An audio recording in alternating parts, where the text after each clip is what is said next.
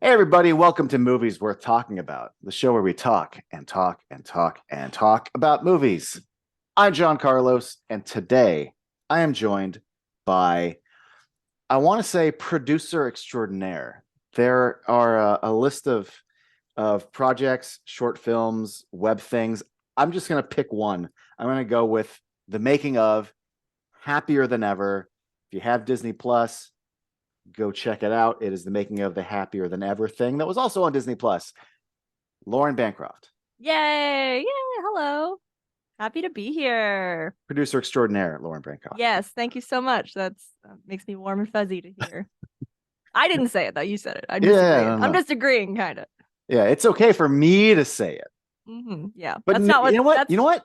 Fuck that. You can walk around town, living your life going, producer extraordinaire, Lauren Bancroft. Producer extraordinaire, Lauren Bancroft. yeah. Yeah, Yep. I'll totally see. okay for you. I'll see how it resonates. I'll see if I can. Maybe I'll put it on my next business card. We'll see. Put it on a fucking shirt. Great. Um, I want to start off by saying that first of all, I've wanted to have you in my brain. I've wanted to have you on the show for a while. And when I hit the way I hit up anyone for their first time is I you tell me what are your favorite movies that you feel like you talk about, and then I have them and you vomit the list out, and then I go, okay, I like that, I like that, I could do that, you know. Hmm. Um, so I'm gonna read this verbatim.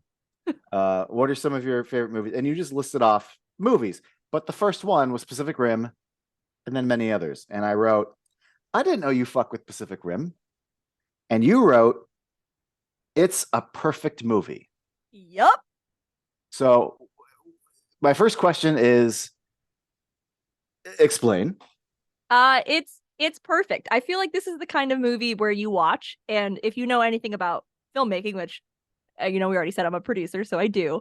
But when you're watching the movie, you could see every single department is on top of their game. Like all the actors I think are killing it. Casting, everyone is well cast for every role that they're playing. Um, Production design, visual effects, the writing is great.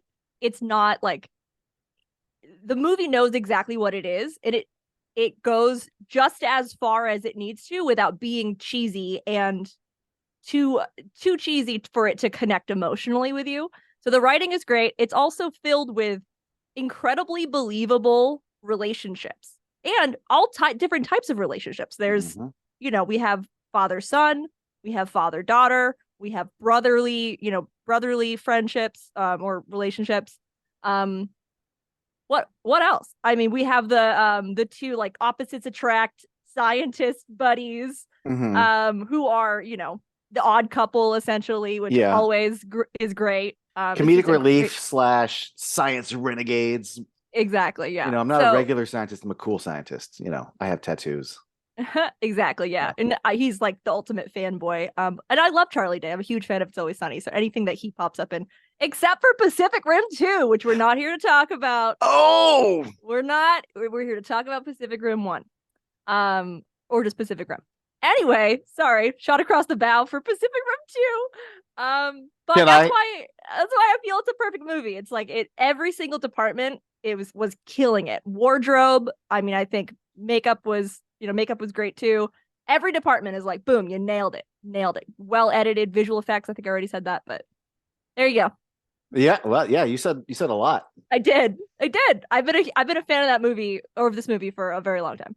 You saw it in its initial theatrical like release. I did, yes. 10 years ago now. Oh, that's Right? right. Yeah. 2013. Yep. Oh my gosh, yeah. Yeah, I saw it opening weekend. Had a really, really good time. Like most, I think it might have started around. Yeah, it might have started around then. There was like a new thing where like I saw Devil's Backbone, Pan's Labyrinth, Hellboy 2, Blade 2, Kronos, and instantly was like, I love it, I love it, I love it, I love it. Starting with Pacific Rim, I'd watch it one time and go, that was good. Hmm. And then it would stay in my head. And then I watch it the second time and go, oh my God, this is great. And that Yep. happened with Crimson Peak.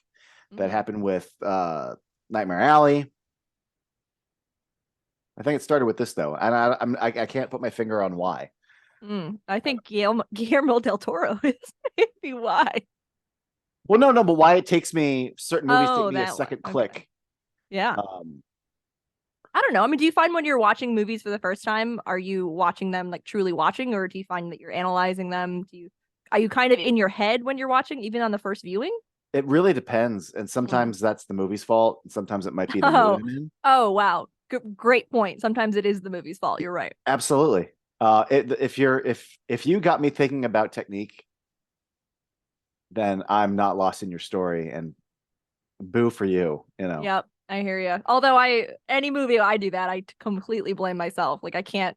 I kind of feel like anything I watch or binge or anything is considered work because it's research because I'm constantly analyzing and studying. But that's on me, not literally every episode of TV and or movie that I watch. Yeah, I have like to me, I have the opposite version of that, which is like this is the highest compliment I can give Christopher Nolan Mm. is that upon like second or third viewings, you go, hey, wait a minute, that doesn't make a lick of sense. That doesn't actually, or like sometimes you'll look at like cuts and go like those don't line up at all. But like Mm. between the use of music and editing and sound design, I get so pulled into his movies that you Hmm. don't realize that like some shit just doesn't work. But that's how you like tell a story. Yep. You trick me into buying it. Anyway, Hmm. Great. I use the word seduce. It's your job to seduce me into the world and tone. I don't have a lot of like rules when it comes to like there's so many different ways of telling a story. There's so many different kinds of like filmmakers and their approaches. So I don't like applying like one unified rule to like how to watch a movie.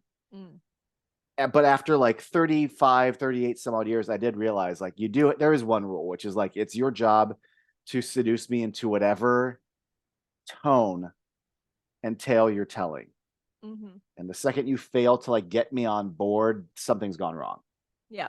That's my only rule. Great. And some directors are so good at that, and some are not. But they keep getting work. I'm not going to name any names. I'm not here to make enemies. But Yeah.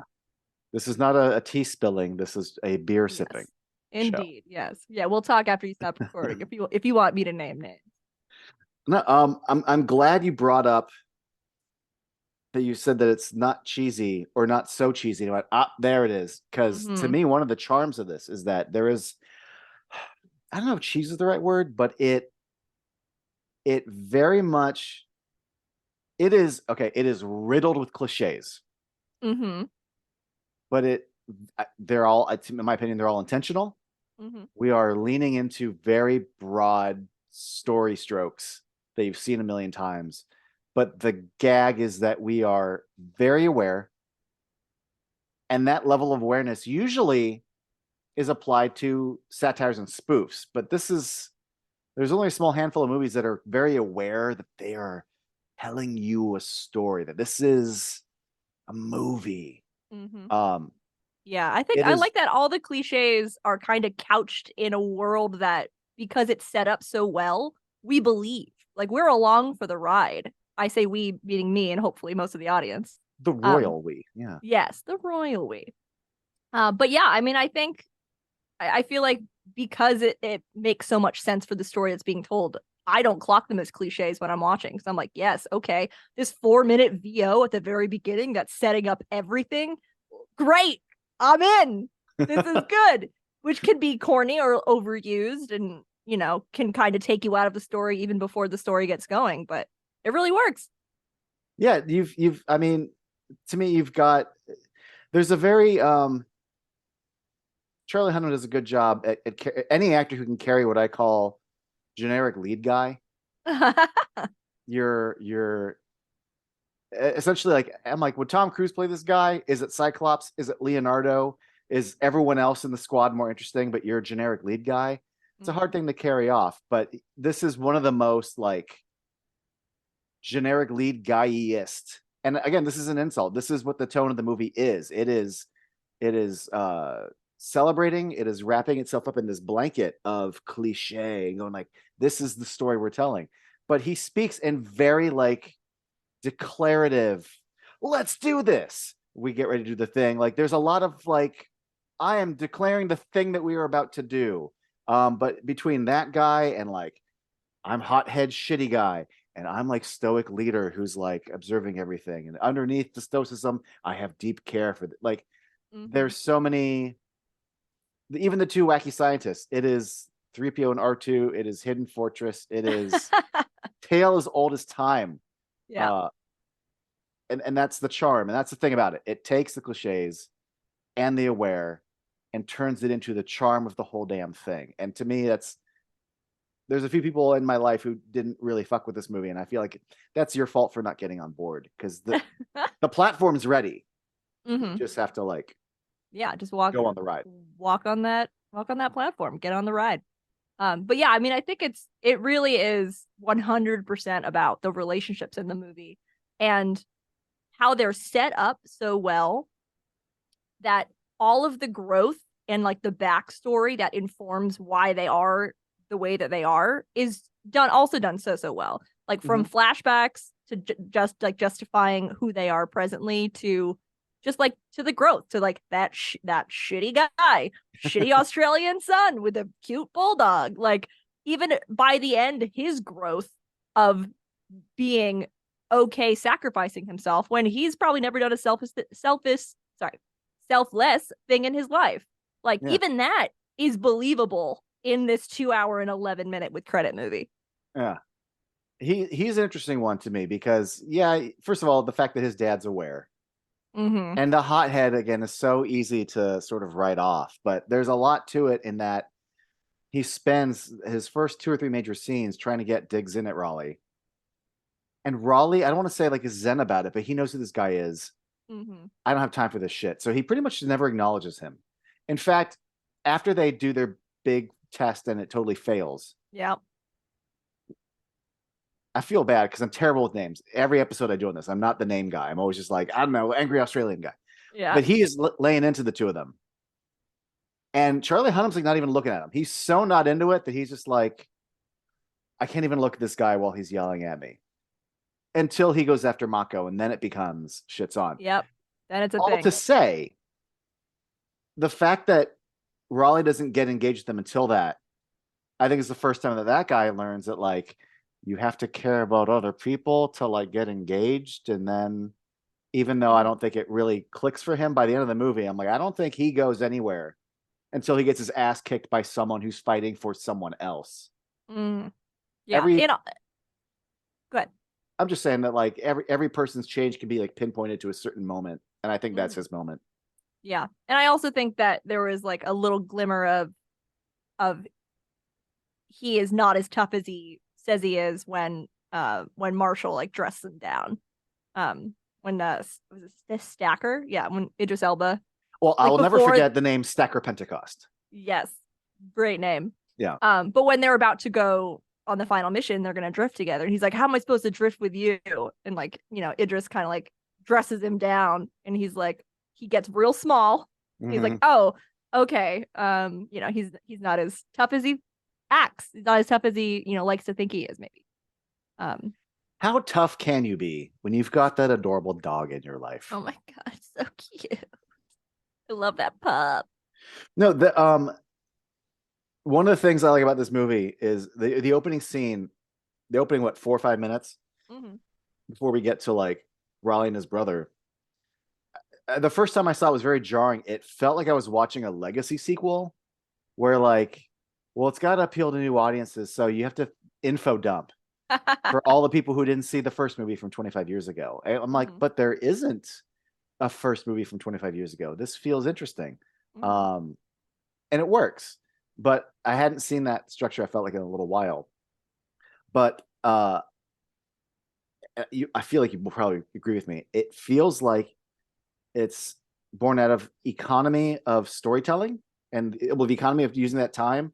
But also, and I feel like this happens a lot in the movie, like the actual like economy of the budget and how can we convey what we need to convey in both X amount of time and Y amount of dollars. And there's little examples of that throughout the movie, but I feel like there's a lot of it going on in the opening sequence, which when you watch the trailers to the movie, you're like, oh my God, it's attacking the Golden Gate Bridge. And then you see the movie and you're like, no, like that amount of footage is part of like a montage. There is no big Golden Gate Bridge action scene.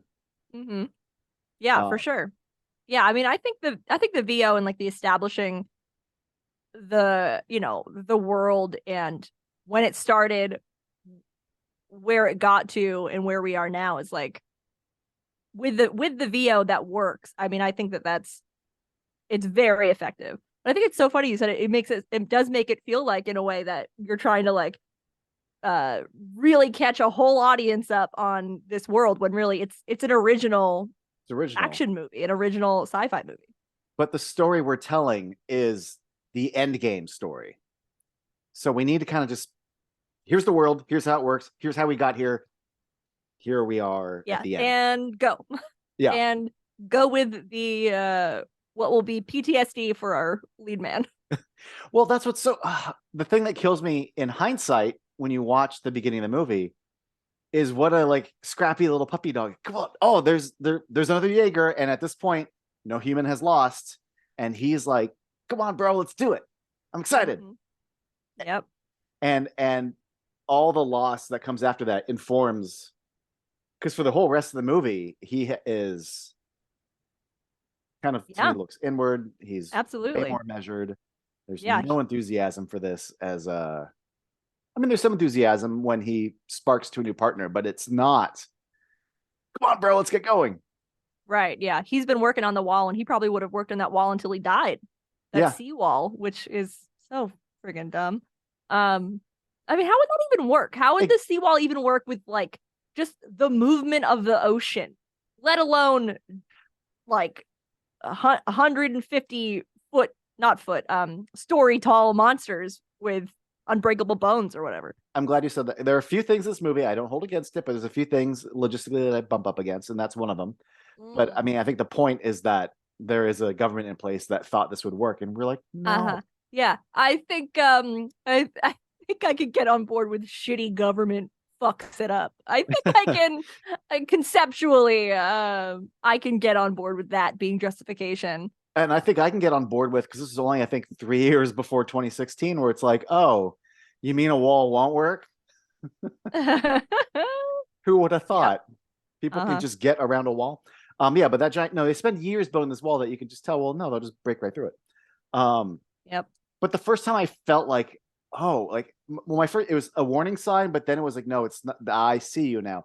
It's when he and his brother have like they've got their jackets on and they're going down the hallway to suit up, and they are walking in the most like confident Top Gun. We got our fucking jackets on. It is that is like a fucking anime. That is how you draw like confident pilot men go into the thing.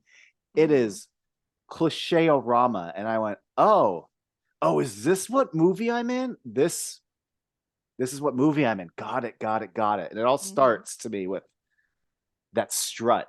Yep. It's a strut. Mhm. Yep. And it was not part of the downfall, but I mean, got too cocky. Got Got too too cocky cocky. and his brother got killed. Anyway, very sad. But great. But also I love in the VO how they also touch on what makes a good pilot and how they wouldn't have thought that they were Jaeger pilots. Like Oh yeah. they were just brothers who had a connection and they were scrappy in a fight and that meant that they got to be these heroes. Um I thought that was really cool too. Yeah, because it in theory would allow you to have I mean, I don't want to call it like a golden ticket, but like anyone, by the time you get to the Shatter Dome, you could have put anyone in those other Jaegers, and I can believe it. Mm-hmm. Whereas there are other things where if there's a structure, like if they're supposed to be Air Force pilots and, they're, I don't know, got like a mohawk and they're like zippy dippy guys, I'm like, that guy would never be an Air Force pilot. But now Mm-hmm. someone like Angry Australian Guy, who clearly, circle in a square, you know, Yep. but he's so drift compatible with his old man, like, well, Yep. it really, really works. And drift compatibility. What a wonderful just a wonderful concept that is. It's like there is someone that you can have such a connection with that there is an understanding and you get to like the Vulcan mind meld or what are they? I think in Twilight too there's like a mind melding thing. Oh god, I forgot. I Yeah. when the digital Renesmee showed up, I just was like, and like my brain has forgotten almost everything because it's Fair. always narrow focused on the Yeah. digital baby. Oh my god, so dumb. So dumb. But anyway, but the fact like there can be like that closeness and that understanding where you could just be completely vulnerable and let someone else into your mind. I mean, that's beautiful. And it can be any type of connection. It's not it's not just family, it's not just romantic. Mhm. It's, it's you can have that kind of connection with anybody. Which I think is also a really great message. Yeah. Yeah. And Even good. I was gonna say, even with Stacker, like they're not related, but there is a certain level of respect, Mm-hmm. and that's another bond right there. Yeah, for sure. So yeah, I think it's really good. I also love how Raleigh and Mako are like there is a connection and like there's definitely you called it a spark, but I think there's it like that could have been just another romantic connection, another romantic thing. And it wasn't until I think until the end that they really even lightly touched on it. Cause like I think it was a Lightly. respect and an interest. Yeah, at the very end, Raleigh says something about or toward the end of the mission, he says something about like how he's always had bad timing. Yeah. And I'm like, this is a nod. He's falling for her. But But it never becomes the central point of their relationship or the central point of the movie, which I think is refreshing. especially for her, because the second you do that, she becomes the girl. Mm-hmm. She becomes an object for him to win. And the fact that they don't really go there. Yeah. Yeah, he says something also to the effect of like, I never really looked to the future until now. I Yes. was looking at the past, but Mm-hmm. she becomes a future for him, Yeah. and that his timing sucks. I went, okay, that feels like a but no, fuck, the movie's going great, great, great, great, great. Yeah. Because But we don't have time to like to sit with it or to like yeah, get they caught up on it. they don't have a sparring fight, and then they stop and they're kind of breathing heavy and they're sweaty and they look at each other for a second. Oh, and Mm-hmm. then someone walks in the door and we go, oh, they like each other. Like they don't ever fucking do No. that. Yeah. Uh, And even honestly in the scene where both of their doors were open and she was looking across into see shirtless Raleigh, mm, like it I mean that was I would say probably 50% looking at the scars and yeah, like the damage of him having to operate Gypsy Danger, great name, by himself after his brother was killed. So that even that like she wasn't leering in a sexual way. I think again there was an underlying interest, but the fact that it never overtook the story or her story on her own yeah, was great. Great yeah. choice. Great job. Well, my favorite choice is at the end of the movie when they're sitting on the little escape pod Mm-hmm.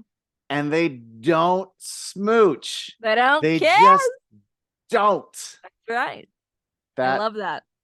my favorite bit about it is Yeah. like if you wanted to do a true sequel, then the seed has been planted to explore it later, but not this story, Yeah. not for her. She has her own agency, she has her own baggage. Mm-hmm. Um and first of all, everyone's I love that at least of our all of our core people have some considerable baggage that explains who they are. And it's all Mm-hmm. rooted in like Raleigh lost his brother in a fight with a kaiju. Her family's gone. She's scarred up Mm-hmm. here, not here, Yep. because of a fight with the kaiju. Like they've all got their shit. Yep. Yep. Which they quite literally are bringing into I don't know what it's called, the control thing, but The drift?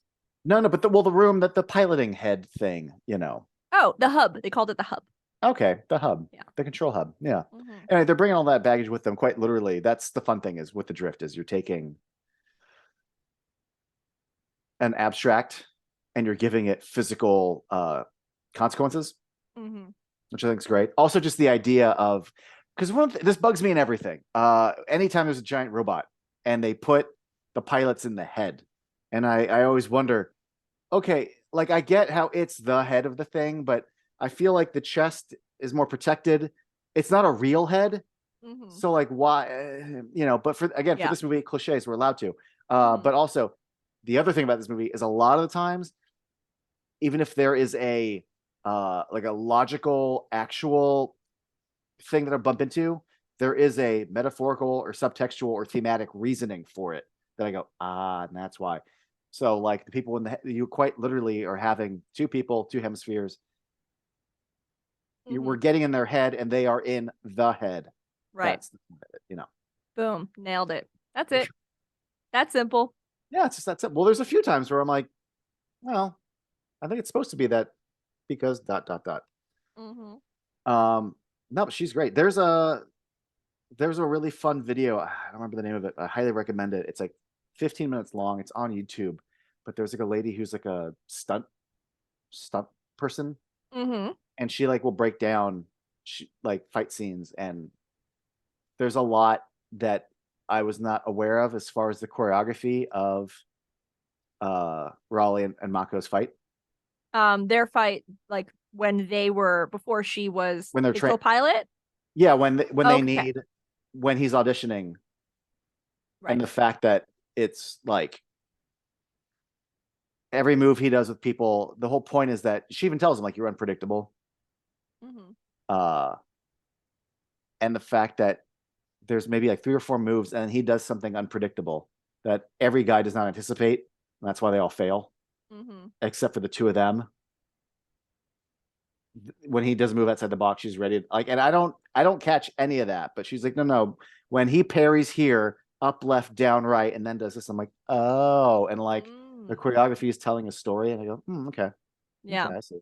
Really worth your time if you're. Yeah, I'll look into it. I'm also very interested in. I assume that there was some kind of, obviously professional stunt coordination or choreography to also the Jaeger and the kaiju fights, which were also, I think, just the perfect amount of giant robot, giant alien fighting too. None of this Michael Bay shit where it's like 2 hours and 45 minutes and it's just too much robots. Yes. Yeah. Or I just, again, I'm not here to lampoon other movies, but I did just see Meg 2. Oh. Boo. Ah. I know, I was bummed. I'm like, why is there so little megalodon fights happening? I like this should be like half the movie. It was not, and the other half was bad. So I was very upset. But I have AMC A-list, so it's fine. I didn't really pay for the ticket technically. It's fine. AMC A-list plug. Waste your time at the Meg 2. Yes. But don't feel bad about it because you pay a flat rate. Anyway, see my website for a discount. There's no discount yet. But call me AMC. Yet. Hey, who knows with my future? Enter the code, the Meg 2. Yeah, the Meg 2 was bad, and that's the code. Anyway, it was a perfect amount of giant city destroying fight scenes to balance out, because that's what the movie, that's what it is. That's the thing. But to balance that out, there was such a great cast, such well-developed characters and relationships that you get invested in and that are justified and believable. So it really was, it's a perfect movie. It's so perfect. Did you work on Pacific Rim? Someone listening to this movie? I love what you did. No matter what department you work in, you did a great job. Even also, the fight choreographers. Oh, yes, absolutely. Everything looks so good. No, but I'm just bringing it back to how, like, even like between Mako and Raleigh, like every move, like those, like each point and how they get to this point, like it all matters and tells a story. Absolutely. Yep. You follow up with your I'm always very interested in how much movies cost to make as a producer, and I'm always interested in how much they made back in the box office. So, do you want to know how much it costs to make this masterpiece of a film? I want to know, but can I also guess? Yes, please guess. Between 125 and 150. More. Shit. I was thinking in 2013, since it's not based on an IP, they would have played it safe. 175? More. Wow, 200? Little less. Okay. 190. That's That's 190 million, just to be clear. 190 million. that's confidence Yeah. in a director's name, and the fact that between like Transformers and like Battleship, that they're like, robots in the ocean is big right now. Let's do it. Yeah. Let's take a Legendary chance. was Legendary was spending money back then. Yeah. Well, thank you for that, Legendary. But it grossed worldwide, it grossed 411 million. So that's why there was a sequel that was bad. Right. Not Because not why it was bad. It just, you know. yeah, Sorry. worldwide gross is what got the sequel, not the US gross. I know that. Right, right. Oh yeah, US was disappointing, but Yeah. that's fine. They got my money. I didn't have AMC A list then. Anyway, second plug. Can I you want to Yes. hear my hot take? I do. I like Pacific Rim 2. That is fine. It's a good movie. It's fun. Yeah, Well, let me rephrase it. It's not a good movie. It's a good time. yeah. I haven't seen it since it was in theaters. I think I saw it at the Chinese theater in Hollywood.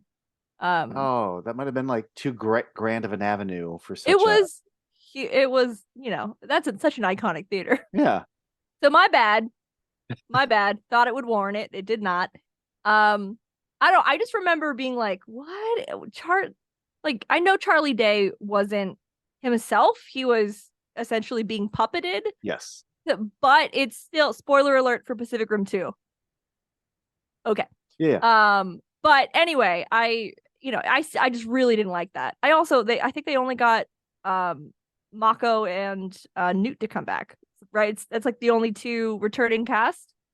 I'm It pretty was sure Newt? it's just two of them. Oh, Charlie Day. Sorry. Oh yeah, sorry, yeah. Yeah, that was it. Right. First of So all, I think I was also okay, bummed about that. I mean, I know Charlie's doing a lot of stuff, but we're gonna talk about 2 for a little bit. I will admit, Mako, they did her dirty. yep. That's not her fate for me. That's not what you bring her to set for. Mhm. Um, I I like what they did with Charlie Day. I thought it was an interesting tweak on the seed that was planted when we first meet him, and we know he's like considerably obsessed Mm. with kaiju and kaiju brains. That Yep. first scene where you meet him in the elevator, when I watch it this time, I'm like, oh my god, like everything in 2, it starts in this scene right here. So it didn't feel like it came out of left field for me. I Um, just I, didn't I I just was didn't like it. disappointed. I was Yeah. disappointed that it happened to him, Yeah. but I also, I don't know. I like a good friends becoming enemies, enemies becoming friends sort of thing, where he and Mhm. Bern Gorman have kind of gone their separate ways, and he's living the life with the suits and looking all good and clean shaven. Like Mhm. I thought Charlie Day got a lot to chew. It really could have fallen on its face, and I know maybe you're not going on board with it, Mhm. but everything he's doing, where it's just basically him by himself on a roof yelling, like Mhm. I don't know. I think he's selling it, man. Um, the thing, It made just under 300 million. So I guess good job, Pacific Rim Uprising. but not You enough to get a third you one. you did it. No, I mean not yet. I don't know. We'll see. The thing about the second one that's interesting to me, here's let me get to you why I like it. Yes. Because I went in because shortly after one came out and did well, there was some video, but Guillermo was talking about like, we're gonna do 2, we're gonna do this anime, we're gonna do this, and we're going like, oh, Guillermo's doing 2, and then somewhere along the line, Guillermo was out. Anyway, there was a Mhm. period where like 80s and 90s, you would do a sequel to a movie, the studio would do a sequel to a movie. Same director wasn't coming back. Sometimes same Mhm. producer wasn't coming back. Now it's this guy doing this with it. Sometimes you bring a recurring character back, or we got away from that for a bit. Not Mhm. totally, but there was a lot of franchises where it's like, oh, Pirates of the Caribbean, it's going to be the same director again. It's going to be a lot of the same crew, a Mhm. lot of same vision. We have directors and producers who are coming back to steer a franchise. And it had Mhm. been a while since they're like, you know what? Fuck it. Universal's making Pacific Rim 2. Here's a new guy, Mhm. whole new team. We own it. We're doing what we want with it. Right. That usually spells trouble. Yeah. And I just remember going, all right, these kids are characters that I like, and this is its own. They're not repeating the beats of the same movie at all. It's about young cadets, and he's got a chip on his shoulder, and even though I hate when sequels take a character like Stagger Pentecost, you go, remember that character? Turns out he was a deadbeat dad because we invented the son character that you didn't know about. Mm-hmm. But this whole cast of characters, I forget, was it Scott Eastwood? That little girl and her little Jaeger, like the fact that it was a cadet story, the fact that it was 80% about Jaegers, and then at the very end you go, oh yeah, there's kaiju. It doesn't follow any of the same beats. All to say, I found it not amazing, but I'm like, oh, I'm engaged. Oh, I'm having a good time. Oh, I'm laughing when I'm supposed to be laughing. This is good. If Pacific Rim 1 is up here, it's not there, but I was expecting dog shit. And Mm. instead I got something that felt like it was worth a damn and that people were trying. Even though I have several strikes against it. Mm-hmm. All right. Like one of the What? greatest strengths of this movie Yep. that is not present in that movie is the fact that Guillermo made a specific point to be like, I want to feel the weight. I want to feel the scale. I don't want the camera just to be able to fly anywhere it wants. If it's above, I want it to feel like we got it because we could have got it from a helicopter. If it's on the ground, it feels like it was mounted. It's never just a magic digital space camera. And the second movie, the Jaegers are just running like nothing. And the Oh. camera flies through the city like it's nothing. It is not following any of those rules. And despite that, I fucks with it. I have a good time. I think it's neat. Great. Well, you've inspired me to give it another try. I mean, it has been several years since I saw it in theaters. So I will do my second episode of this podcast will be Pacific Rim 2. Also, I'm sorry, I know we talked and you're like, this podcast is for me to talk about what I love, and I'm like shitting on two other unrelated, not unrelated, but No, two other no. movies. Let me say this though. Yeah. My guests can be as shitty as they want. It's fine. Oh, what a privilege. Yeah, Great. yeah, yeah. I try not to be shitty. Got it. As a reminder for those watching at home, in real life, outside of here, I can be incredibly shitty, but I choose to find the joy of things on this show. It is my personal challenge. Okay. So just real quick, because again, I'm very interested in money as a producer. 150 million to make the sequel. And I guess Hollywood estimated that the firm would have needed to gross 350 million to break even. How does that make sense?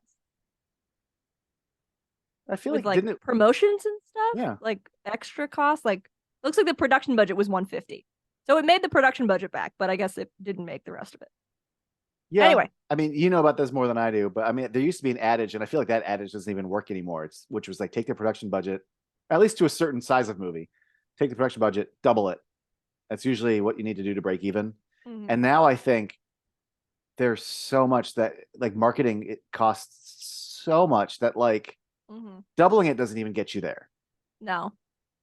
Especially when movies cost now like over 200 to 80 for some of these like Fast and Furious with reshoots and more reshoots, and you look at 280. I mean, it really depends on. I mean, those movies are not, I think, the majority. No. But like you got to be a special director to be getting, pulling in budgets for at that level and higher. I think it was Tusk or Red State when Kevin Smith, yeah, I think it was Red State, where he shot it, was gonna auction it off to someone to release it, and then the gag was, I'm gonna release it myself, because he's built his own like internet community of promotion and all that. All to say, here's what he was getting at, and I'm bringing it back to this, which is like he's like, I can spend like $5 million on a movie. Yep. But then the distributor spends like 30 million to promote it. So now I've got to make like 35 to like, he's like, how the fuck does that make sense? Yep. And so anyway. Yeah, it's a frustrating game. Yeah, it's hard out there right now, guys. Anyway, real quick, just taking a quick break to articulate that I believe both John Carlos and I are in full support of the WGA and SAG strikes that are currently happening. hopefully, I mean, maybe they'll be wrapped up by the time Yeah. this podcast gets released. That would be amazing. At the time of this recording, the WGA is going back to the table tomorrow, I believe. Tomorrow, baby. Yeah. Which is great. I saw that announcement today, and I genuinely started tearing, even though I know that we're still a long way away from either strike being wrapped up. It's still great. After 100 and that'll be day 102. Day 102 of the strike, the AMPTP is finally going back to the negotiating table. So good. Where they belong, where they should be every day until this is sorted out. Yes. 100% Anyway, agree. great. Boo corporate greed. We really, really messing this industry up and making it harder and harder for people to do what they love and to make movies that the rest of the world loves or hates. Who knows? But still, like we all have different opinions, but people who make movies love making movies. So let us all get back to making movies. Even movies like Pacific Rim 2.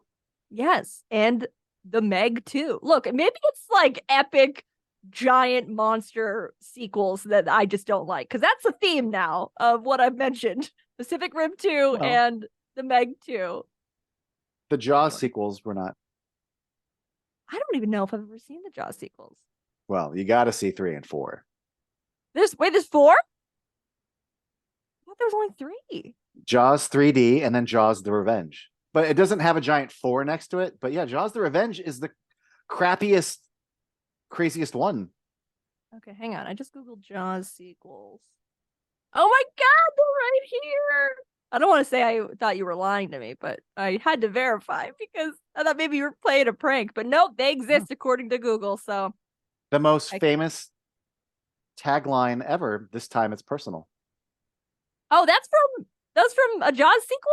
Jaws the Revenge. This time it's personal. Wow. Because like the mom or the brother, one of the sharks that's related to the shark, and it remembers and a related shark. Yeah, it's vengeance, and like it follows the family. I think goes to London, and then I haven't seen it since I was like 8, but it somehow follows it and finds it because the shark can remember who they are. And okay, yeah, all right. no, bad aquatic sequels. It's very much a thing for decades. Wow. Okay, copy that. Decades. Wow. Let's get back to Pacific Rim. Yeah, sure. One of the things I really like, I touched upon this a little bit, just the fact that, he wanted the weight, he wanted the thing. The thing that really struck me this time that I didn't really notice last time, and I think part of it is because it's amazing how much movies have changed even in like a decade. Mm-hmm. I can remember things that felt modern in 2013, 2012 that now I look back and go, oh, that's quaint. We would never do that now. Like if you were going to make a Pirates of the Caribbean movie now, they would never just build a giant ass boat and put it in the ocean and shoot on it. Right. Well, that's too close to shooting on location. It's way cheaper just to put them in front of a very fancy green screen. There was digital effects or back LED then, but they still I think it was in Long Beach. Like they had boats, they shot on them.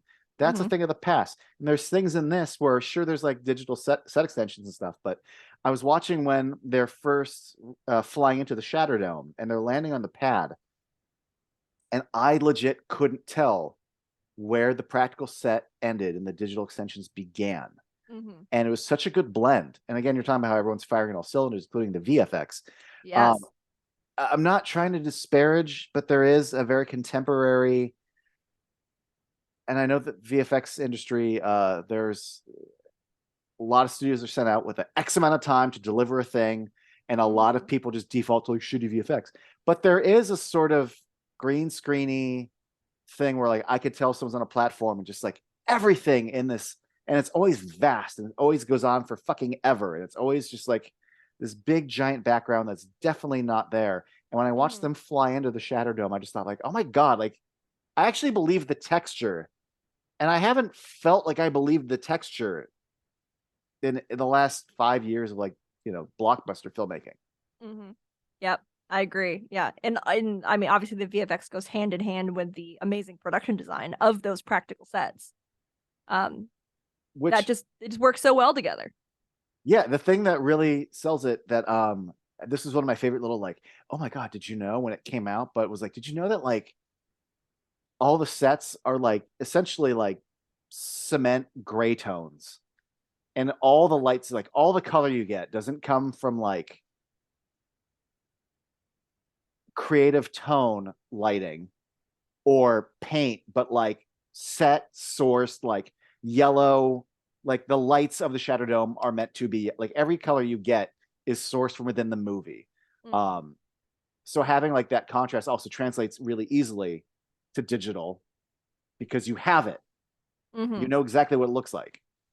Right. Um, no, but the thing that I didn't realize really until this time that really pulled me in was two things. One, the choice in you start seeing it in the big downtown fight that they tend to always start on or keep in frame of a ground or a street light or a bridge or car. So Mm. you always have For scale, yep. the apple, Mm. and even if it's up high, there's always something that's keeping it from a specific point of view. Um, and if you don't have that, if you're out in the middle of water, then at least it's always weight that's giving you Hmm. scale. So Yeah, those, or the speed with which they move, and mm-hmm, because they're incredibly heavy, it's like, oh, so they're yeah, but even the kaiju, I think moves at a speed that you could see the weight of them, yeah, which I think is great. and It really sells this world building on a different level. yeah. And the other thing that, okay, I'm going to go on a slight rant. So I've always, at least from my childhood, and I'm sure someone out there can correct me, but I always felt like, obviously back in the old days, I'm talking the tens and the 20s and the 30s, and your theater screen was a square 1.33 to 1. TV became a Uh-huh. big hit. Movies became like kind of 1.85 to 1. Then we went CinemaScope. We went 2.35 to 1. But in the dawn of any theater that you go into, that when it's time for a standard 2.35 to 1, whatever you want to call it, scope, opens their curtains to the side, they're doing it right. Mm. As the dawn of the megaplex grew and grew and grew, So real did this. estate, a horizontal real estate Mm-hmm. becomes precious, right? So then it becomes 1.85 to 1 screens where the curtain comes up and down. So even though you're getting technically it's supposed to be a bigger image, for some people's point of view, you're getting a smaller image. Mm. Um, as that became the new norm, and as everyone's big screen TVs become 1.85 to 1 and scope is little black bars on top and bottom, I feel like the new language is that standard widescreen feels bigger because that's the biggest screen you're getting out of your multiplex. Mm. Your entire TV is being filled. In fact, IMAX goes vertically. So as uh all to say that when I watch Pacific Rim, I feel like since height and since vertical scale is important, I think it's an intentional choice to not go with the quote unquote more epic look, Mm. where you can get more technically, your David Leans and your Vistas and your Star Warses. Now we're actually getting more vertical information, which to me sells everything about this more in a way that I don't think we would have. Yeah, that's very interesting. And obviously is a choice from or by God damn it. Guillermo del Toro. I I have just no I have no doubt in my mind that is though what they yeah. were going for. Yeah, absolutely. That makes perfect sense. Because if they are trying to continuously show that scale, then that's a way they have to deliver it to the audience. Um, and yeah, those limitations usually have they're not limitations, they're like a focus point. So the less wide it gets, the more focused you get on vertical, which is great. And had you gone even there's a lot of, the 1.3 to 1 has come back, especially like in quote unquote, I call it indie cinema because like even indie cinema is like still production companies with like $3 to $5 million. And that's, Mm-hmm. but you're seeing, like the box come back, and usually there's choices in that because it creates a certain level of intimacy, and this to me creates a certain level of, I don't want to call it visual intimacy, but vertical appreciation. Let's call it that. All right. Yeah. Great. Yeah. Sweet. Now what? Fern Gorman. Yes. Doctor Who universe Yeah, that's member. yeah. Who also in Torchwood, to me, I don't necessarily want to call him cool, but he sure dresses cool. And Okay. he is a very focused, angry, contemporary man. Mm-hmm. And I don't know his character's name in this. I'm sure you could tell me. Yep. One moment. Let me just bring it up. It's Gottlieb. Gottlieb. First, even that fucking name. That character, he's so lame. Not from a judgmental point of view, like, oh, I don't like the character. I mean, like, he's not cool. Yeah. And He loves his mask. he loves his, yeah, but he doesn't even understand the fundamentals of like how to try to look cool in a situation. Mm-hmm. It's so far removed from everything I've seen him do. And Really? yeah, have you, unless I haven't seen all of his work, but I haven't seen him play stiff, nerdy. Like, if Yeah, I to had be a honest, party and he showed up, he would kill the vibe. this character or this actor? His character. Okay. Yeah, no, absolutely. But also, just to again zero in on the justification for these characters and why they are the way they are. When he drifted with Newt, drifted with the dead baby kaiju, it's like we got little specks of his youth in his Yeah, childhood, which is him being smart and not having friends and being made fun of. So like he has never been cool. correct. He's always been very, very smart, and clearly that has alienated him from his peers. Which I think Alien aided. alien. There you go. But I think that also speaks to the relationship that he and Newt have, where like it is antagonistic, but he's probably the only friend he's ever had. Probably, right? Probably. I mean, just based on these quick little flashes, and it was probably 8 seconds of shared, memories in this drift sequence that we got before we got to the kaiju, which is the kaiju memories, which is the important part, which is going to affect the mission. But like they still gave us those little like tidbits and nuggets of the characters again. So it's like flash, flash, flash. Like, oh, okay, great. You're painting a picture of why he is the way he is. And he has a friend where he doesn't need to be anything besides what he is. And that's great. Which makes the sequel hurt all the more. I know. I know.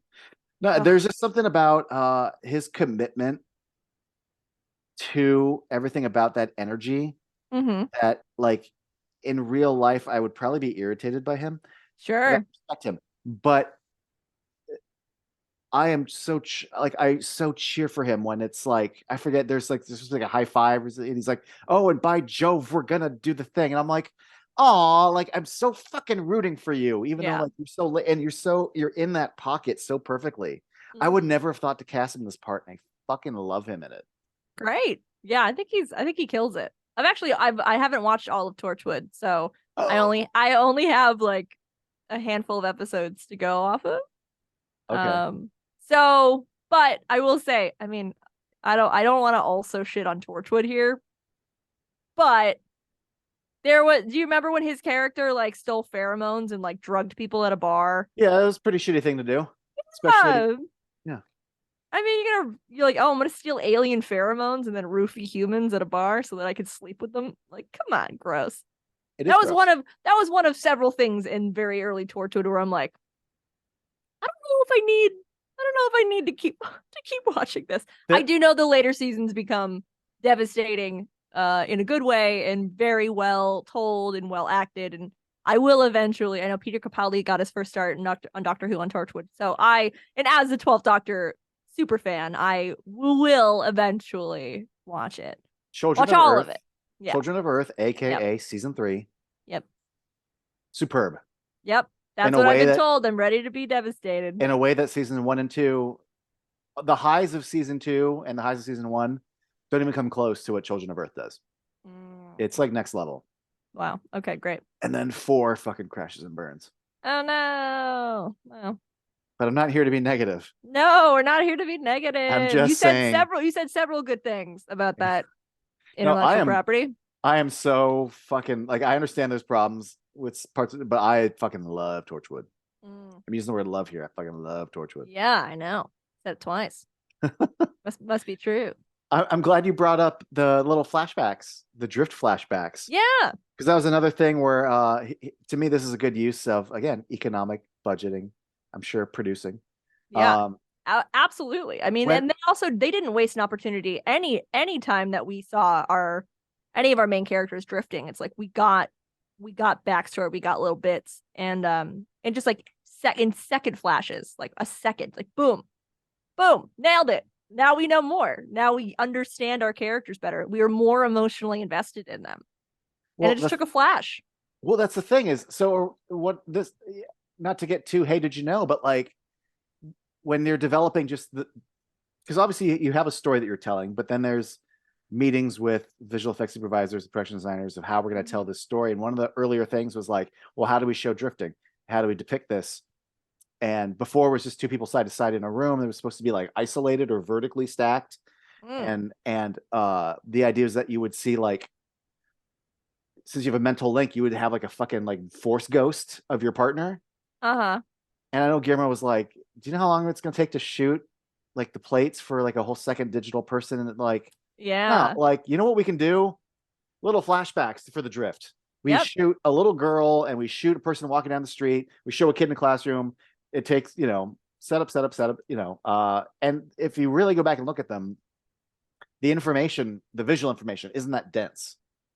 Mhm. It is very clearly just like, like a 3-walled set or a fucking Yeah, soundstage in the street. it's one shot. It's You like can set up shoot a so much camera, of that. shoot it, boom. You have like an 8 or 12 hour day and you can get a lot done with those flashbacks in a way that you wouldn't with a whole fucking actor reciting lines and digitally being composited into a plate that you shot twice. And Mm-hmm. Yep. economy that results in tighter storytelling. In better storytelling, yeah. Yeah. Yeah. I love hearing stories like that where it's like there wasn't money in the budget, so X, Y, and Z. So Oh, I love that. this decision was changed. I think my favorite example is in Get Out. They didn't have a budget to do what they wanted. Oh my God, what do they call it? Is it the void? What do they call the void that he falls The into? sunken place. The sunken place. Yes, they didn't have a budget to do what they were originally planning on doing. So it became what it is because that was the most minimal, cheapest thing that they could do. And it's also fucking terrifying. Yeah. It is when you're watching it, it's like this really adds to the horror of this horror movie, this thriller that we're all watching. But that's great. I love that, it's like a producer's job is not just to mind the budget, it's also to, you know, offer solutions. And like if we can't do this, then we can't do this, but maybe we can do this. And like, to be involved in that creative brainstorming process to be like, we're all on the same team. We're all trying to troubleshoot and get to a solution that works for the budget. And like, the producer doesn't always make the budget. They just have to maintain it. And in the case of Get Out, and I don't think it just works for the production. Like that works for the story. I don't want to see Absolutely. that black space feels so cold. Mm-hmm. Yep. And all it is the way the actor's lit, the way he's selling it, and the darkness. Mm-hmm. Yep. Also, KISS, keep it simple, stupid, sometimes is all you need. Yep. Absolutely.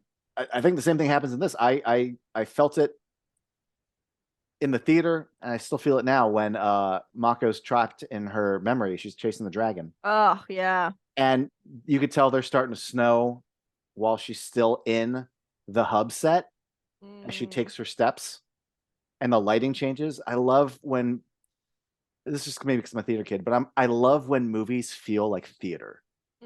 And that's such a transition. That's such a lighting transition and again, you could swirl and show like no, she just walks forward and it snows on her and like you get it. the language of movies, you already speak it. So if you speak it, you know exactly what's happening.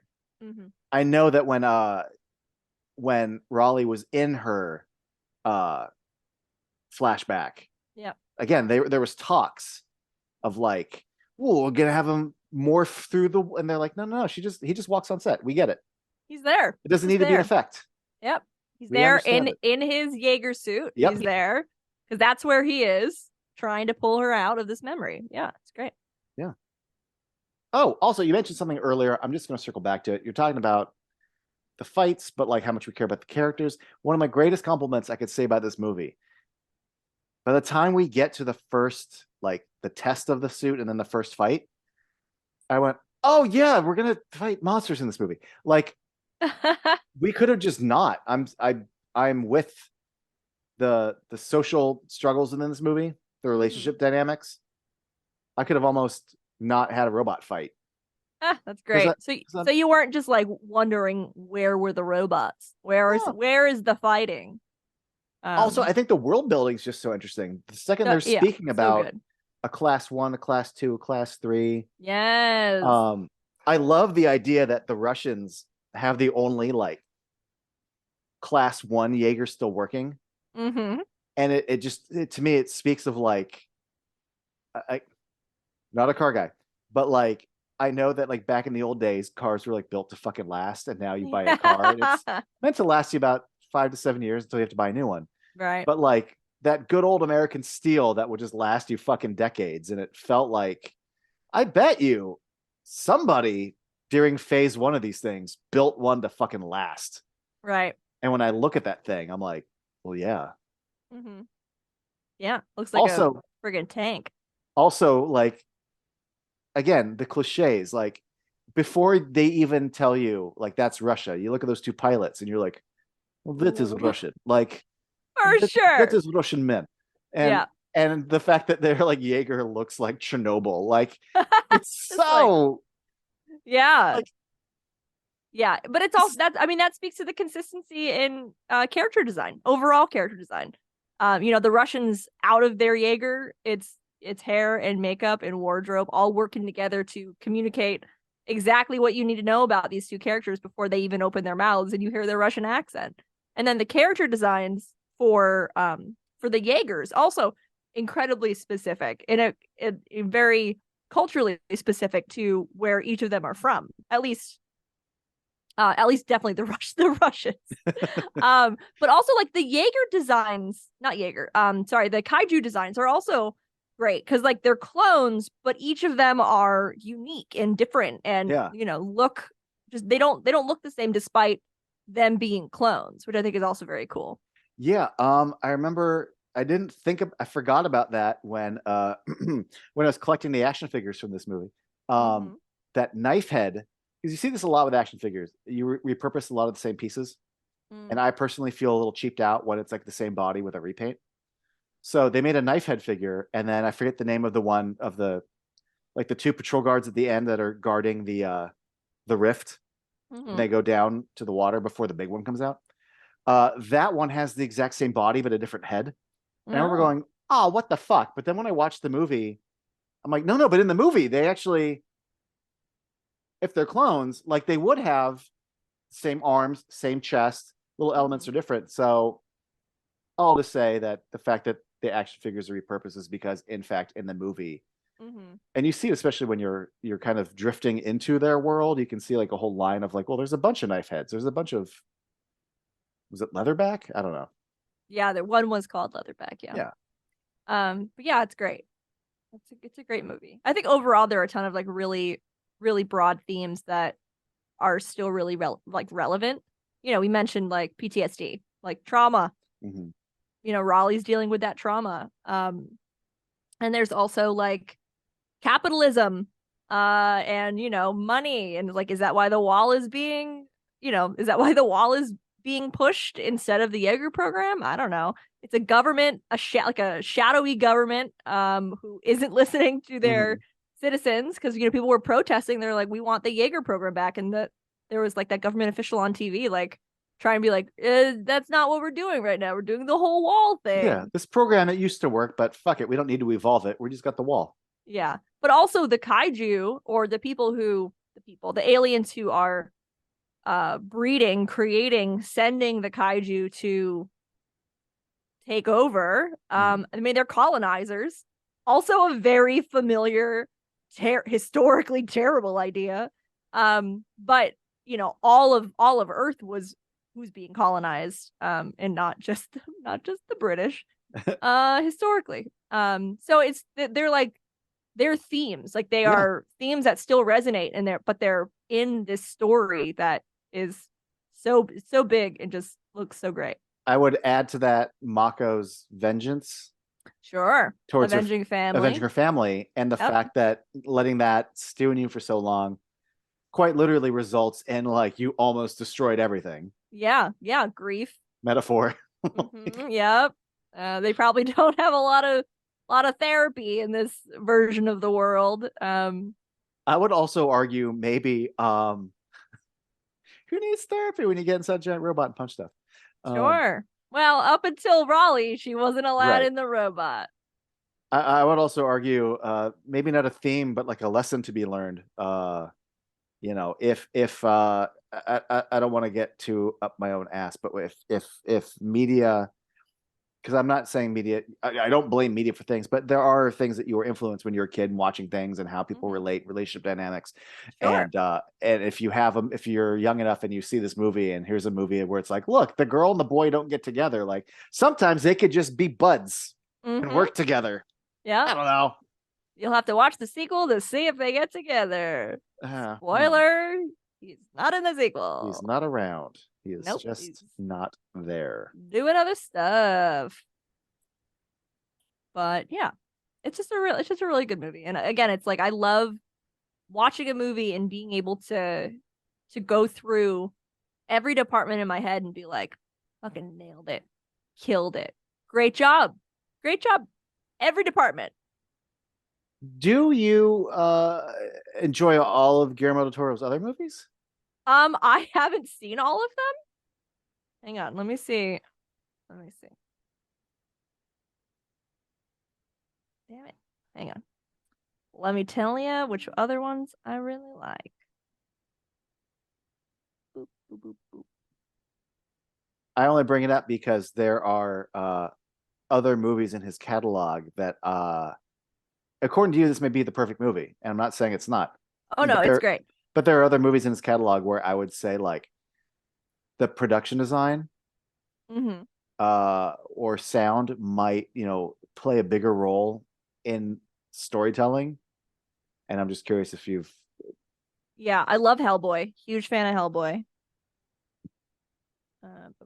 all for me to say, have you seen Crimson Peak is what I'm getting at. No, I haven't.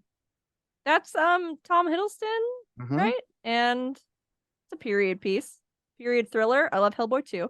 I like Hellboy 2 better than Hellboy 1. I do too. Great. It's a lot of fun. It's very Superior good. sequel. Yeah. Man, I really have not seen a ton of Guillermo's. No judgment. That's okay. That's fine. It's just when Um, you talk about the departments succeeding so well, I think there is not enough people, and this is what makes it to me kind of underappreciated. Is I people need to go back and watch Crimson Peak again, and those who haven't seen it need to go see it because there's a lot really working in that movie once you've learned to accept what the movie is versus what it isn't. mhm. But I'd be, Oh, Charlie Hunnam is in that too. Is it he Hunnam? is Hunnam? Doug Jones, great, who's also in both who's in Hellboys and every Shape of Water. well, he's in every Guillermo del Toro movie. I Yeah, love that. Oh my God. Bern Gorman is also in Crimson Peak. this is true. He played Gottlieb in Pacific Rim. They came right. That was like right. In fact, to this day, I still my brain because it's like Pacific Rim, Crimson Peak. There's a hard k and a p, and I'm always like, I need to go watch Crimson Pacific Rim. They both have pk in them, and I just always they're two words. One of the words is really short. Mm-hmm. They came out right after each other, and my if anyone out there has the same brain problem I have, Mm. Yeah, Anyway. it came out in 2015. Okay. All right. Well, that to me I'll was give one it of a the more go. shocking things about this movie was I don't know how much you follow things the way I follow nerdy bullshit, but Guillermo del Toro for years was wanting to make In the Mountains of Madness. Like that was like the dream. That was the dream. And after talking about it for years, the ball was starting to get rolling. Like James Cameron was going to produce, Tom Mm. Cruise was going to star. The trick was trying to convince a studio to spend that much money on an R-rated horror movie because typically, even Oh, now, horror cheap. movies cost 5 to 10 million. And he's Mm-hmm. like, no, we need to make it a tent pole release, and no one does tent pole blockbuster horrors anymore. We used to have Mm-hmm. it, we don't anymore. He's like, this is going to be expensive, but it's got to be R-rated. The studio was like, what if it wasn't rated R? What if? And it's like, how do you Then have James then it's a Cameron? different story. You've Then it's a got different James movie. with Yeah. the power of James Cameron and Tom Cruise, the whole thing. They're like, no. Anyway, that imploded. But the thing about Guillermo is he spins like 7 plates at once. Yep.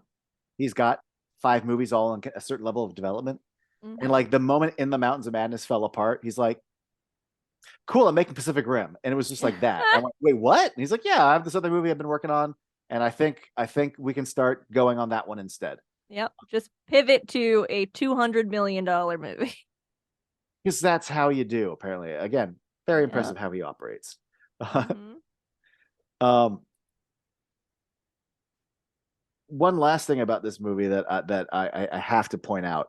Mm-hmm. Um, this isn't a bad thing. This is quite a good thing. But I remember, uh, yes, the Hellboy movies are fun, Yep. but for the most part, and Blade 2. But when you start with Kronos and you go to Devil's Backbone, you go to Pan's Labyrinth, he's made a lot of movies, usually in Spanish, where there is fucking meat on the bone. Like Mm-hmm. it's without calling it like, oh, it's cinema, but like there's history to it. There's a lot of pathos, a lot of angst, a lot of emotions to chew on. And then I watched this and I went, holy shit, Guillermo del Toro made like fucking robots versus monsters. Mm-hmm. Um, and the thing is, he didn't get up his own butt and make it something more than like it needs to be. Um, it really felt like at the time him kind of relaxing, and I felt like I was watching 10-year-old Guillermo like in a sandbox with a robot and a monster, and I'm like, oh, this is what I get to enjoy. Like there isn't like a greater, like we've just talked about some themes, but I didn't really see overall a gigantic arcing kind of statement. Like this is obviously what the plot is, but like what is our story? And I'm like, I think it's like, I don't know, things entering the world, like I don't know, go away and robots smash Yeah. smash. I don't know. I, Human ingenuity. Yeah. Although I everyone do want coming to to, yeah, but I want to say the most unbelievable part of this entire movie is the fact that the entire world set their differences aside to build the Jaeger program to work together to defeat these monsters. No way. no, I mean we know we'd all be No fighting about way. how to best defeat them, and also we'd be politicizing different. Yeah, no, that's what Yeah. makes it a fantasy. That's the fantasy of Star Trek, is that we all put our differences aside and unite once we know we're Mm-hmm. not alone. Like, Yeah. but Nope. that's the fantasy. But Yep. to again, it's a that right there is another cliche that you get on board with, or you don't, or you can Mm-hmm. poke a hole in it later. Yep. Um, Yeah. there's little. When that came across the VO, I was like, huh, must be nice. And then continued on. That's how you know it's science fiction. There you go. Yep. In fact, the only thing that I truly have the hole poked for me, and it doesn't ruin a goddamn thing for me, but I acknowledge it. I go, moving on. Is the leatherback sets off an EMP, right? Uh-huh. All of their equipment's wiped out, all of it, because now Mm-hmm. it's digital, it's electrical. Except Gypsy Danger. Gypsy Danger runs on nuclear. I go, oh, okay, great, great, great, great, great. And Uh-huh. then the helicopters fly in, and I'm like, are the helicopters running on nuclear too? Because the Oh. helicopters would be fucking knocked out. Because that's Maybe because maybe they were out of range. I think it feels like they were just like, people will forgive this. Well, I'm thinking there, yeah, hopefully no one would notice. And it took me, I don't know, 5 viewings to notice. So, there you Ah, go. there you go. That wasn't on viewing one. Anyway, I just want to say that like it's easy to go, oh, this is Guillermo and he's, playing with toys and stuff. And you know what? If that's your take, fucking there's nothing wrong with that. Nope. But the thing about it, the impression I get, and this is one of the little reasons why I like this movie, and I'm getting very personal here. When Mhm. I was a child and I played with toys, what I never did was I didn't just bop things. Like action figures' arms came up, and not only did they like swing at each other and stuff, Mhm. I slow mode. I did audio slow mo, so it was like Yep. and I, even though I'm in a brightly lit living room, I'm imagining fucking the lighting and the drama. I would have the Joker beat Batman, and then he's like on the ground, and then I have the heroic moment where he rises again. Like there's dramatic beats. I would bring my head to the carpet and look up and create dramatic angles for my playtime. All to say that when I watched this, I felt like Guillermo del Toro did the same thing. And I felt Mm. like that's what he's doing now. Because when I watch this movie, it isn't just a robot with rockets punches a monster in the face.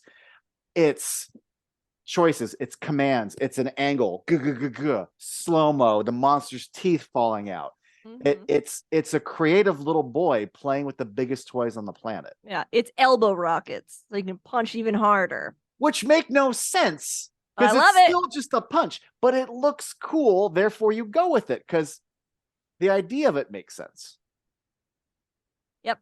I'm on Yeah, board. On yeah, board. totally a little boy playing with stuff. But then also when you look at it thematically, yes, there are a lot of character motivation. There's also, I mean, I don't think I'm grasping at nonsense here if you want to read into things more as far as inspiration. Like I just watched The Warriors last night and I didn't realize like how much of it's like the Iliad and the Odyssey with like the girl gang seducing them with their siren songs of, Mm. flirtation. And I'm like, oh, so when I look at like, I don't know, Pacific Rim and I see quite literally a Leviathan rising from the water Yep.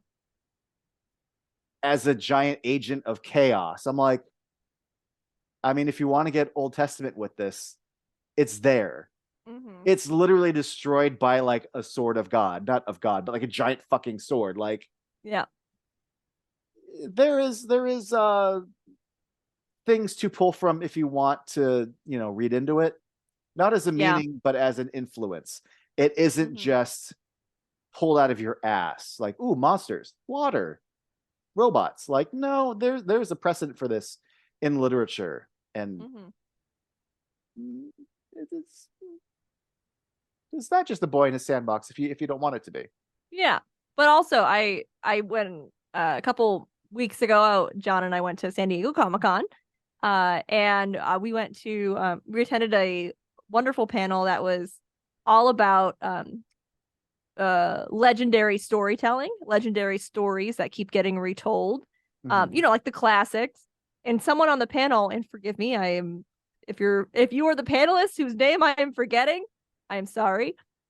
But essentially they said that there are really scholars think that there are only 2,000 stories.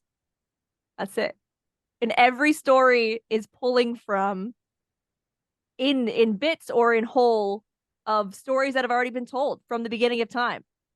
Which is so interesting to me to think. I mean, it's sad because I know people say originality is dead, but like, if nothing is ever original, has anything ever been original Correct. since those first 2,000 stories that apparently every story is just pulling elements from? And that's like across all different cultures. That's not just Oh yeah. like in the US or like whatever. It's internationally all known stories. It's just about 2,000. So do you 2000 is way more general. I mean, you're talking about specific 2000 stories. that Yeah. scholars estimate 2,000 stories have Because I, existed, have been told, have okay. been discovered, passed down either in text or verbally, just known stories. That's it. Just Right. 2,000. The cliched version of like, okay, like not cliched, but like person goes here, goes on this specific journey, ends here. This person and this group does this, and of those variations. when you would look down, I forget the exact number, but I'm somewhere in high school. I remember reading about how like there's really only four stories you can tell. It's like man versus man, man versus self, man versus nature, and then I Hmm. forget like what the other one is. But Oh yeah, Man versus Time. yeah. I think there's like, yeah, 6 or 7 of those So when you ones. said like 2000, I'm like, oh, that's so much more than I thought. But Yeah, that's really broad strokes, and we're getting to sure. And I'm sure all of those 2000 stories, they each of those man versus all fit into that mhm, story in those stories in different capacities. But it's like Aesop's fables. It's like, right. you know, like all the Grimm's fairy tales, like all of these stories that have been told and then have been retold. It's like, I mean, and things like the Bible and you mentioned the Iliad. It's like, Yeah, okay, all right, well, those are all stories. And then and like Shakespeare, like how many, I mean, Shakespeare were he probably pulled from past exactly. stories too. So it's like, but then we now retell his stories, those stories over and over again. So I mean, I don't want to say, I forget. I think it was Coppola. Someone, if you're gonna steal, steal from the best. yeah. But like, there's something to be said about how you adapt or how you take inspiration. I don't want to. I'm just gonna put it on Front Street. Like, if you want to talk about to me like a perfect modern movie, um, I think The Matrix is as close as you can get to like where a hero starts and what they're introduced to and the world they're shown and how they grow and how they defeat. But uh, everything in there you can point to, well, that's from that, and that was done here, and that was done here. I'm like, I know, Hmm. but the point is how they took all that and unified it to tell this fucking Hmm. no fat, all meat, like all killer, no filler, perfect kind of story. Yep. And there's a million of those movies where, like, yeah, I know it's unoriginal. I know it's from this book. Hmm. How do you tell it? Yep. But There's a it's million. not, but I don't think unoriginal is the right word because like you can there can be twists and twists on retellings of stories that really work. So it's not literally not the same rehashing every single time. Right. It's an inversion or something. Yeah. Well, I'm just Yeah. talking about, but even like there's lots of jokes and clearly lots of I think articles written about like how like almost every Pixar movie is another movie. Mm. But like, yeah, but also does this one work though? Like I get it. Mm. Well, Bug's Life is really Three Amigos. I'm like, well, yeah, but Three Amigos is also a funny version of uh like the Magnificent Seven, which itself is a Western version of the Seven Samurai. Like, Hmm. but Yep. do each of those work? Yes, they do. So like, who cares if Bug's Life is Three Amigos? Like, the Hmm. whole point is that it's Seven Samurai, but with bugs and funny. Right. And for kids. Yeah, just Yeah. make it good. I think is the thing. Make it worth a damn. Yeah, Yeah. for sure. Um, do you have anything else to say about your perfect movie? No. I mean, it holds up. I It hadn't does. seen it. I hadn't seen it in a few years, and I rewatched it today to make sure it was nice and fresh for this podcast. And it holds up. The effects hold up. The story, the characters, my emotional connection. I more than one tear fell from my eyes while Wow. watching it today. Yeah, I'm still in. I'm still all in. I would actually, hot take, I think it plays better than it did 10 years ago, Sure. just because the way this feels like they don't make them like they used to almost, in Mm. that, like, this doesn't feel like it was shot in the void. No offense to the void, super cool. Love the void in specific cases. Yeah, it doesn't look like it was just filmed all in green screen with people talking like a tennis pole. Mm-hmm. Yep. Yeah. And also, like, we didn't talk about this, but Idris Elba Oh, great. fucking slaps in this movie. He's great. He slaps in every movie He slash does, but TV like, TV show. He's I great. forgot the command he has in this. Oh, it's Yep. so good. Yep. Every supporting person. Oh fuck, I just forgot his name. And I like him too. I hate when I forget the names of people that I like. But the Mm. problem is I'm 42 and the older I get, the more fucking data just goes away. Yep. Um, I hear you. give me a few seconds to Yeah. pull But up. also, Idris Elba, he had, I think, the most recognizable trailer lines. Oh my god. Like, I don't know about you, but when I watch a trailer I like, I watch it over and over, and then it's like imprinted in my mind. But he had Do you want to die here or in a Jaeger? That was in the trailer. I remember that. And also, today we are canceling the apocalypse. Epic. Yep, Epic. Love it. That's like big trailer line energy there. well, and But it also also, worked in the story. It wasn't just written for the trailer, which I do feel is very annoying. When there yeah, are shots that are specifically made or lines that are specifically written because they're going to play well in that 2.5 minutes. absolutely. Yeah. Clifton Collins Jr., the tech Okay. dude, the main tech dude from like the he's Yes. yeah. From Boondock Saints 2. I think I go as far back as Rules of Attraction. Nice. I think the line was, "I need you like I need an asshole on my elbow." Asshole, elbow. Um, left a mark. The second he and Raleigh reunite after not seeing each other for 5 or 6 years. Love it. I believe everything about that, Yep. and the fact The that so the many of the embrace. actors. Yep. I mean, I as a sci-fi and genre nerd, I respect the genre, and also the director of this movie clearly does. But I like that you can get all these actors to bring so much truth to their performances for a movie that does equate to giant robots and giant monsters go smashy smashy. Yep. But there's a real heart to it, and they all show up. Yep. Also, when Clifton Collins Jr.'s character is introduced in Pacific Rim, it's when the brothers are getting into gypsy danger for the first time, and they're on the comms and ops and talking to him, and it's like even that like 3 line exchange tells you so much about their relationship and about the kind of person he is. Like he makes a joke about like his date went well, but the boyfriend or like her boyfriend didn't like it. It's like that's funny and that's quick, and we know that like that's kind of the person he is. But also they were, how they reacted to that was like laughing, like oh, typical. So it shows that they were very close, and like that helps inform the reunion 5 years later or 6 years later, whatever, however long it is. But yeah, it's great. It's just like very, you've mentioned the economy of storytelling a few times, and I think that the the succinct writing is also another incredibly valuable tool that that was well utilized in this movie, because like every line, every interaction gives us more information. I don't think there's any line or any shot that is wasted. It's like there is value and there is a reason for it. So it all felt very intentional. Everything, Yeah. uh, Love it. writing, performances, in the most economical way possible, convey character relationships, Mm-hmm. which pay off in the way the robots and the fighting, like it's a domino effect. Even Yep. and just even physical choices. Raleigh, an Australian guy having a fight, pushes him into a pole, and then he quite literally is like blowing off steam. Like it's all intentional. And it's all great. Yep. It's all connected, and I mean, so much of filmmaking is, it's such a team effort, and this movie is just like, hey, the team worked real well together. Every department. Again, I can't. I feel like I'm afraid that I missed a department. The editors, great job. Um, who else? I think I mentioned everybody.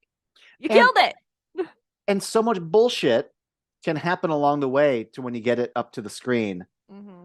When people see a supposedly bad movie and you realize no one sets out to make this. Compromises were made or things happen that we couldn't work around. But the fact Yep. that it ended up on the screen in such a fine condition Yes. speaks to everything you just said. Yes, absolutely. Very glad. Everybody who worked on this movie should be very proud. And I hope one day I can produce a movie. Oh, What? I Pacific Rim thought 3? I thought you were going to say Pacific Rim 3. One day you're going to produce Pacific Rim 3. Oh, I mean if that's, yeah, let's set the goal there. Let's Yeah. do it. Fuck yeah. Was it Universal? Call me. Who owns Pacific Rim? Googling it Well, right now. well, it was Legendary, which Legendary has moved to Warner Brothers. Or wait, Oh, no, no, no, no. no, Legendary Universal was is, at Warner Brothers. They are yeah. now at Universal. So Universal, Legendary. All right, NBC Universal, give me a call. I don't have any ideas, but I can come up with some. Great.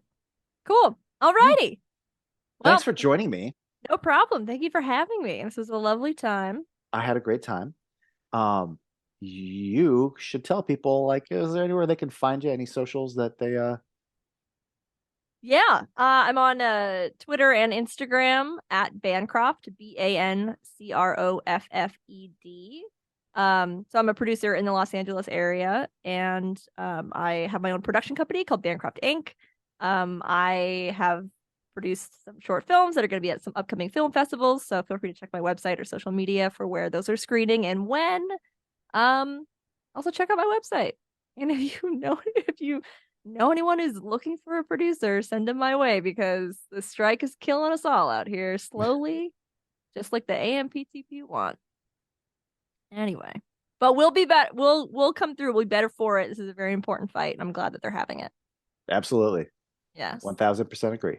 Mhm. Um, oh, I forgot to mention this before. I like to end my little thing. I just, my little sign off is like a fart sound, like a little. Okay. So if you want to give a little raspberries, Okay. Just on same time as you or different time as you. I'll just let you do it this time. Okay. Ready?